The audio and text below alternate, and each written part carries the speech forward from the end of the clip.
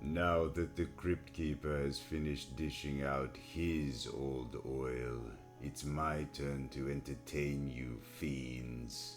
Welcome once more to the Vault of Horror.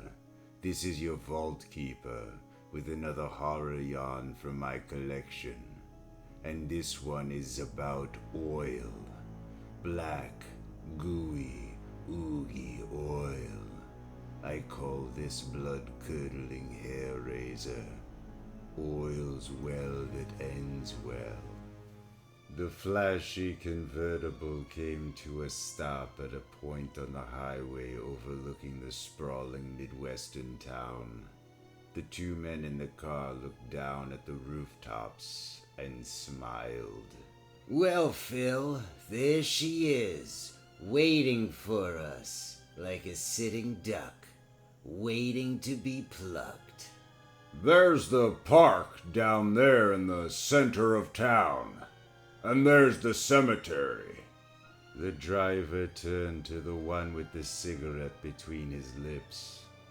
Look, Phil, how many times have I told you not to talk with that butt dangling from your mouth? It doesn't look good. Huh? Oh, I'm sorry, Sam. I forgot. Well, don't forget. After all, you're supposed to be an honest businessman. You look like a Sharpie when you do that. Okay, don't get excited, Sam. I'll be careful. The car continued on down the highway. Finally, it pulled up before the one hotel in town. All right, on your toes, here we go. I'll start getting the grips out. You check in. Right, Sam. The one named Sam started to unload the luggage from the flashy convertible, while the other one, Phil, entered the hotel and crossed the lobby to the desk. Howdy, stranger. What can I do for you? I'd like 2 rooms. One for myself and one for my field man. Field man? What's that? Allow me to introduce myself. My name is Philip Garson. Oil's my business. I locate oil deposits for big oil companies. My field man, Mr. Simpson, handles the general surveying of prospective sites. We're just passing through. Oil, eh? Sign here. Thinking of looking around these parts? Thank you. No, we're on our way north. Where shall I put the luggage, Mr. Garson? Rooms 201 and 202. Up them stairs and turn right. You heard the gentleman, Mr. Simpson. Yes, sir. The man behind the desk watched as Sam carried the luggage up the stairs and Phil followed. Psst. Hey, Jess, did you hear that? The dapper-looking guy's an oil man. He must be rich. Take a gander at the car parked outside. Upstairs, out of earshot, Sam whispered angrily to Phil.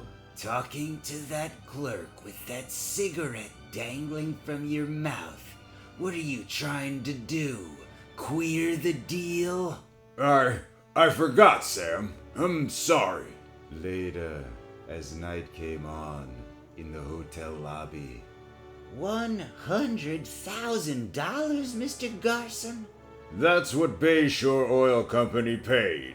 My commission was 10%. And that's all you do is locate oil deposits, and when the big oil companies buy, collect your commission from the owner of the land? Right.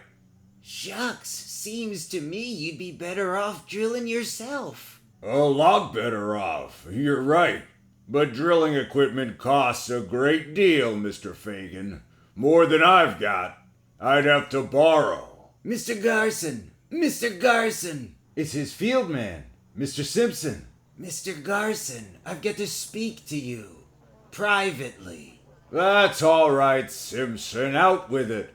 You're all excited. What's up? Oil, Mr. Garson. I'm sure of it. Oil? Where? Better come upstairs, Mr. Simpson. Sam followed Phil up the stairs. Behind them, the hotel lobby buzzed with excitement. They found oil. Right here in town. Where? Search me. Anybody see where that Simpson feller come from? Upstairs in the room, the two men smiled. Phil drew the shade aside and peered out. There's a crowd gathering, Sam. Did you take care of it? Nobody was around. I took care of it. She'll ooze for a week. Now go ahead down and start the pitch. But douse that cigarette first. 5 minutes later, Phil came downstairs. The lobby of the hotel was jammed with townsfolk. I'd like to see the mayor. I'm the mayor. Jordan's my name. Mayor Jordan. I have been advised by my field man that there is oil on the town's property. Under the city park.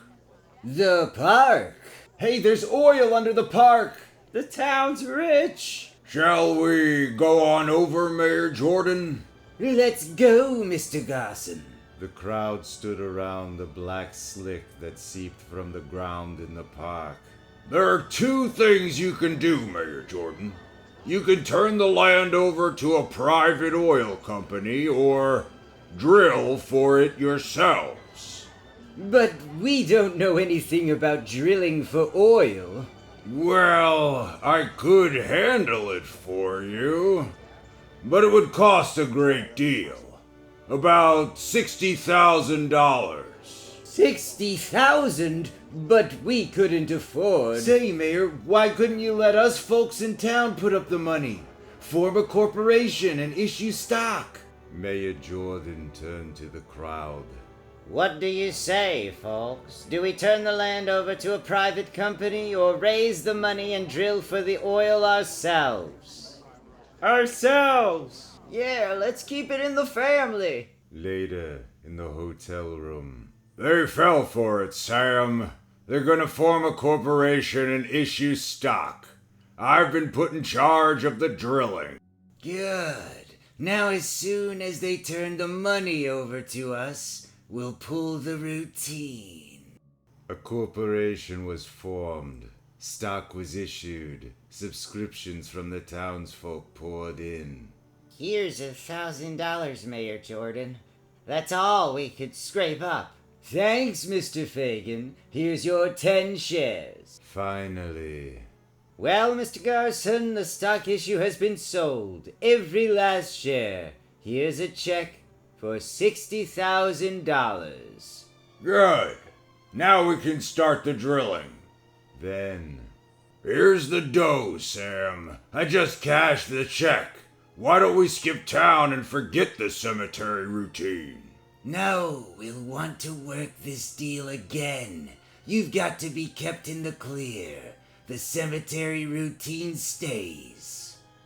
And just to make sure you don't forget to come and dig me up, I'll hide the dough. Now give me one of those pills and phone the mayor. You know what to say. Here you are. So long. Don't forget, dig me up within 6 hours after they bury me. We'll pick up the dough on the way out of town. And for crying out loud, ditch that cigarette. Huh? Oh, I forgot. So long, Sam. Mayor Jordan rushed to Philip Garson's hotel room in answer to his frantic phone call. What do you mean the oil deposit's a phony? It's true. When I found Simpson, my field man, gone, and the drilling money gone too, I checked. He poured oil into that sandy spot in the park. There's no oil under there. We've been taken. Conned. We'll get him. He won't get far. Just outside of town, they found the flashy convertible. He's dead. Heart attack, probably. Did you find the money? Nope, not $1. Phil Garson was questioned carefully. I trusted him. He'd been with me almost a year. I can't believe it. First lying about the oil, then stealing the money. And now this. Dead. I'm so sorry for all the folks that trusted me. It wasn't your fault. Do you have any idea what he might have done with the money, Mr. Garson? Didn't he have it with him? No, we searched carefully. His clothes, the car. He probably hid it somewhere, planning to come back and get it. Now it's lost. For good. I'd like to claim his body. You know, give him a decent burial. Of course, Mr. Garson. I will give you a release. And so, that afternoon, Sam Simpson was buried. Naturally, Phil had made sure that Sam's body was not embalmed. And when the effects of the pill Sam had taken wore off, he woke up 6 feet under the earth. What's that? Something sticky, oozing into the coffin. Muddy water. Smells funny. The warm, thick liquid continued to seep into the coffin as the hours dragged by. Phil will be here soon. He'll dig me up. Phew, that smell. The ooze puddled higher and higher in the coffin. It rose above Sam's ears. Phil, for Pete's sake, hurry before I drown. What is that odor? Sam was pressing his face against the satin lid of the coffin, sucking at the last traces of air when the digging sounded from above. It's Phil. Thank the Lord. Hurry, Phil. Boy, will I be glad to see your stupid face with that dangling cigarette. And now I know what that stuff smells like. Oh, Lord! As Phil lifted the lid of the coffin, Sam screamed at him, his black shining face rising from the surface of the ooze-filled coffin. It's oil! Phil! Huh? The cigarette dangling from Phil's mouth dropped into the thick black oil as his jaw fell open in astonishment. Suddenly there was a blinding white flash.